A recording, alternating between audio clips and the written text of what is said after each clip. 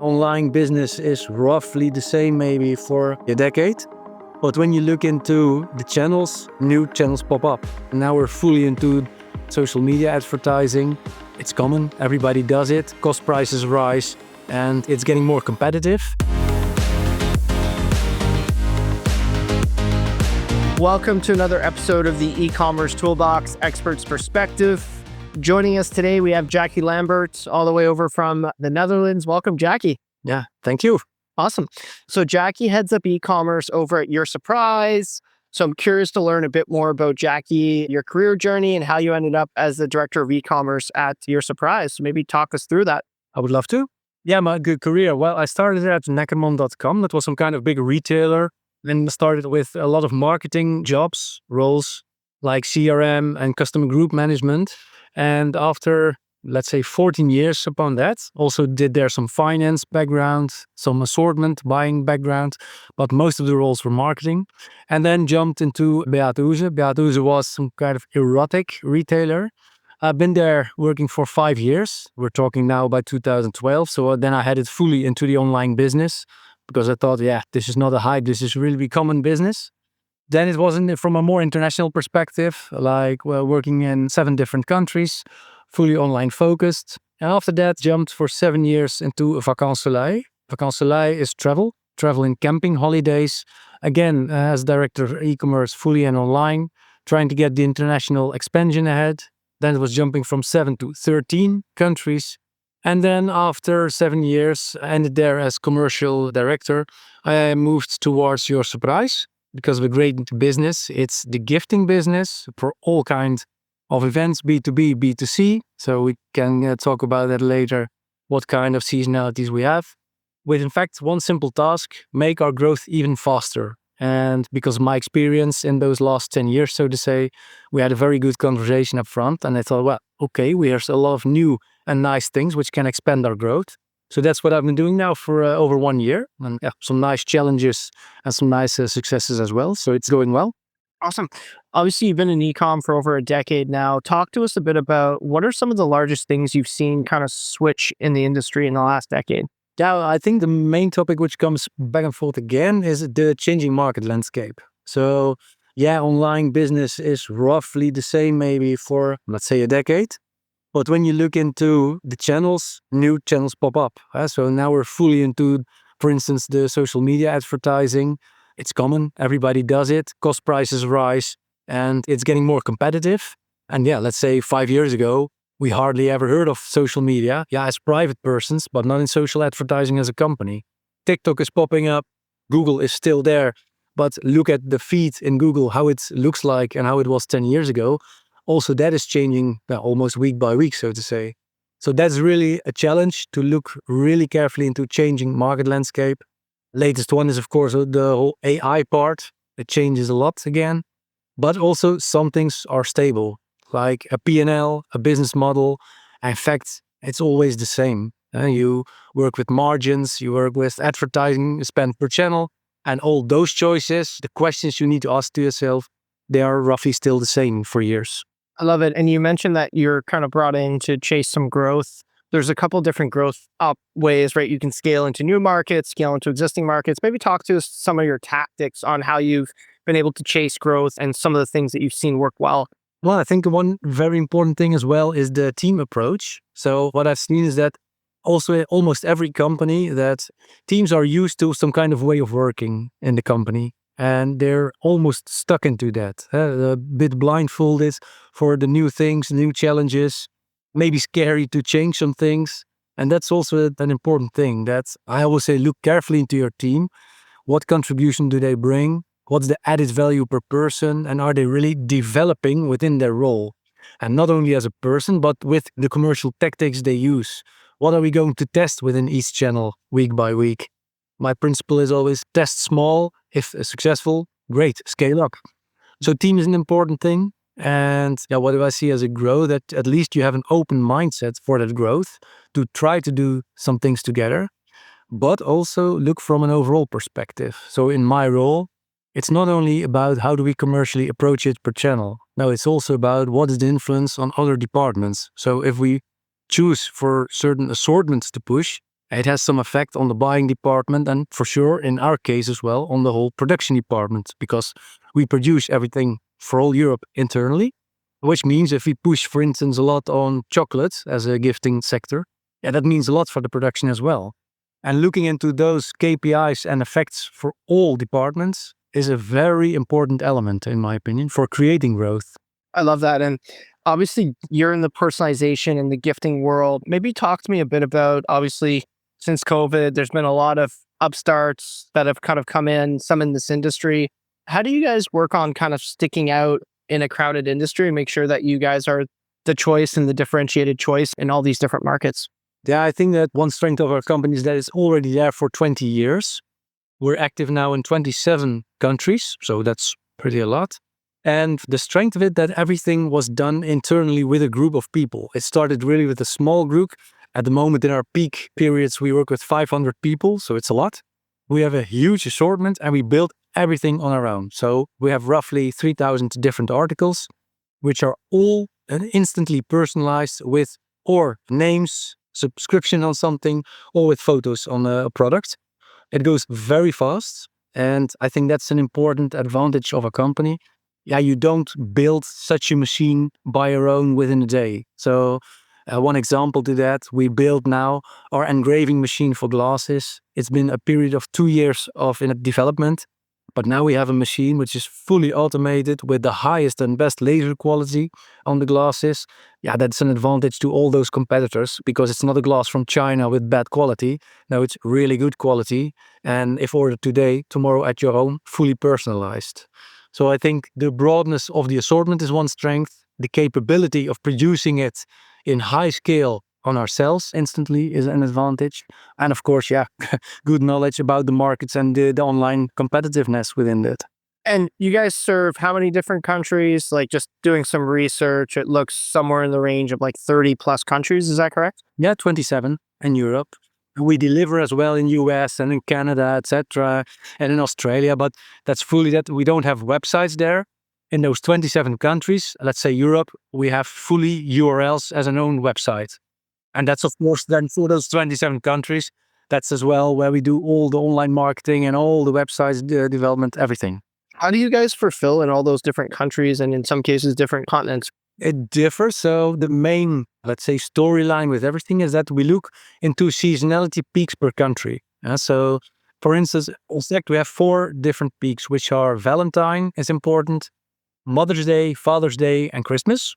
And next to that, we have baseline campaigns to say through the whole year, like birthdays, weddings, and so on. But those seasonality peaks differ per country. So not for Valentine's Day, because that's everywhere the 14th of February. But Mother's Day or Father's Day, for instance, Father's Day in Italy is in March. In Holland, it's in June, etc. So we try to look into those different peaks per country and try to adapt our commerce calendar, which means the whole go-to-market, like websites, newsletters, social media campaigns, are adapted to the seasonality peaks. That requires structure, that requires some kind of, let's say, a way of working, of course, but that's all integrated into processes and then everybody is used to that. So that functions very well. Amazing. So we just released our annual report, and one of the top things that when we interviewed over 50 people for it, one of the top things that people in your position kept bringing up was the expensive customer acquisition cost. The cost of acquiring new customers kept coming up as a theme. I'm curious to learn in your front, like, what are some of the things that you're looking at for 2025? Like, are you looking to acquire more customers and just beat down your CAC? Are you trying to get old customers that came in during COVID to re-engage? I'm curious how people in your position are actually looking at that. It's a great question because only to that question I can talk 5 days on because it's very interesting. To get back to history, there when I started working a long time ago, there we had some customer models. I don't know if you're familiar with the RFM methodology, so it's recency, frequency, monetary value, but it scores your customers into quality groups. In fact, that model is still stable. It's still usable. Only the landscape is different because it's now online. So first, what I always do is I want to know how many customers do we have and what kind of quality. So if you score them with an RFM methodology, you at least can see, okay, this is our level of acquisition. This is our level of real loyal customers. So there it starts. Second thing is, okay, what is our capability of marketing spend? Because growing in turnover is simple. Give me 300 million of marketing spend and I grow. But of course, what is needed? Do we want to invest now in short term by pushing more acquisition and maybe earn later a lot of EBITDA? Does the company need to be sold? Is it private owned? So within 3 years, push, and then sell? We're more strategical and say, okay, we want to have stable growth, high growth, but stable growth. So it's not for 1 year. We want to invest in healthy growth. What's then healthy growth? That differs per country. So the lifetime value per customer, all those tactics, they differ per country as well. So the cost prices in online per country are really different.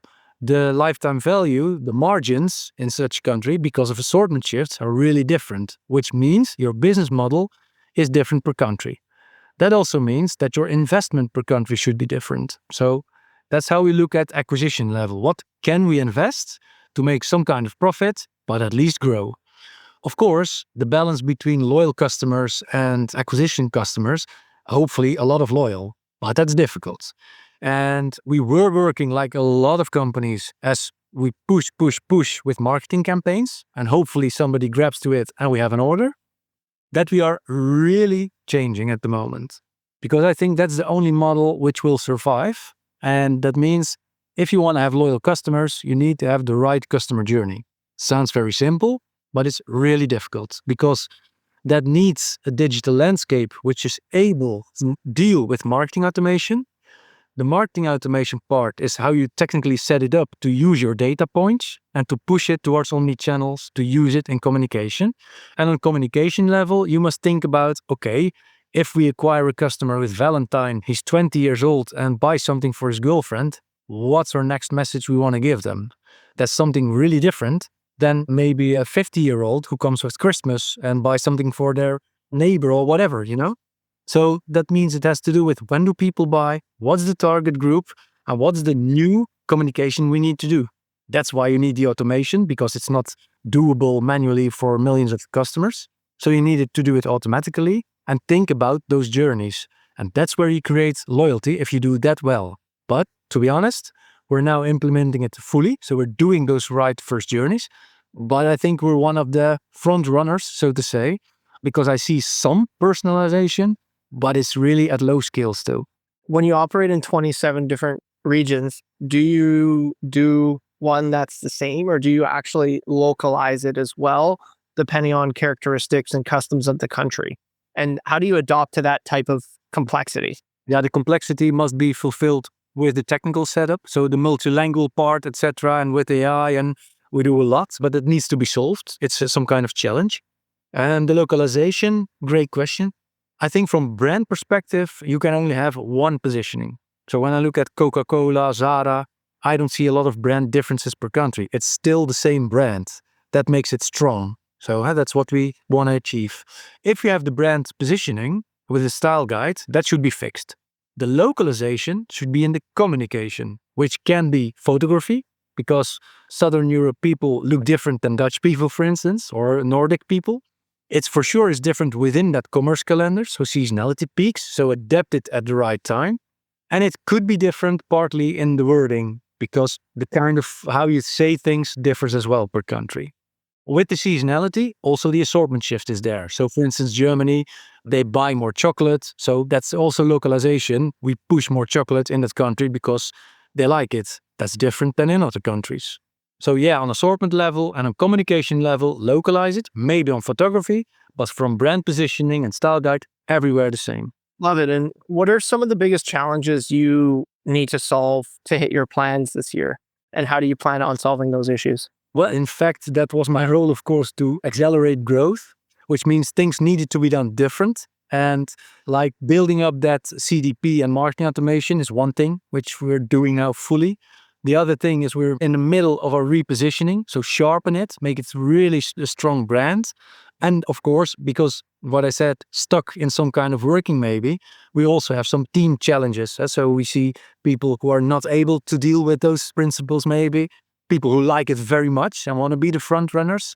So yeah, we're changing. I call it this year for us as well, the year of change.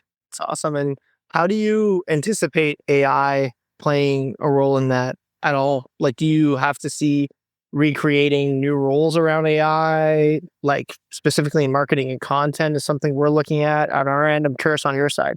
Yeah, I think you can solve it in a lot of different ways at the moment. So you could use it as experiments with a lot of people, or we have one huge specialist upon that. He's really great.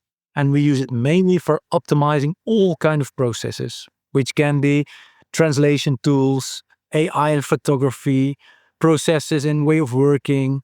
We adopt AI and Gemini, etc. as well in the company. So we try to push it to be more effective. So that person also gives workshops within the company how we can improve efficiency. So that's the way at the moment how we deal with it, mainly optimizing processes and all the tasks we have, make them less time consuming. I love that. Cool. As we look to wrap up this episode, I'm curious, in addition to that, do you have any kind of big projects that you've done in the past that you feel like didn't go to plan, and any cautionary tales of things that you felt like would be a good change to make in a business, but maybe didn't give the results that you were looking for? Well, not did do, but maybe also got stuck in some conflict in my head and between doing it. That's that part of marketing automation because it's so complex from the technical landscape decisions, because you have multiple companies who do in CDPs, marketing automation, and they all tell we can do anything. But to get really to the nitty-gritty details is difficult. So what do we really need, and can this handle it? Is this the right digital landscape? Because it's not one big system, it's a combination of systems, because we have a website and so on. And what that means is that because of the complexity and the details, on the technical side is one, on the commercial side is two. So you're thinking about customer groups, journeys, time frames, and so on. And it becomes so complex that you're looking too far to the perfect world, that you can have the really optimized journey. That I've learned in the last years. Stop with it. So yeah, think carefully from what are the systems we need, get them in, okay? If the base is there, it's okay. But with journeys, just begin. Get some groups, get some homogeneous target groups, make a scenario and start. And don't think about the ideal world because you can't figure it out. You need to learn it by doing it. Love it. Well, thanks, Jacky, so much for your time. Great episode. Really appreciate you taking the time to come on and speak to us. I loved it. I could talk days about this, so thanks a lot. Awesome. Thanks, Jacky. The Ecommerce Toolbox Expert Perspectives is brought to you by Noibu. To find out more about Noibu and how we can help you debug your e-commerce site and rocket your revenue, visit www.noibu.com. That's Noibu.com. And then make sure to search for the Ecommerce Toolbox Expert Perspectives on Apple Podcasts, Spotify, Google Podcasts, or anywhere else podcasts are found, and click subscribe so you don't miss out on any future episodes. On behalf of the team here at Noibu, thanks for listening.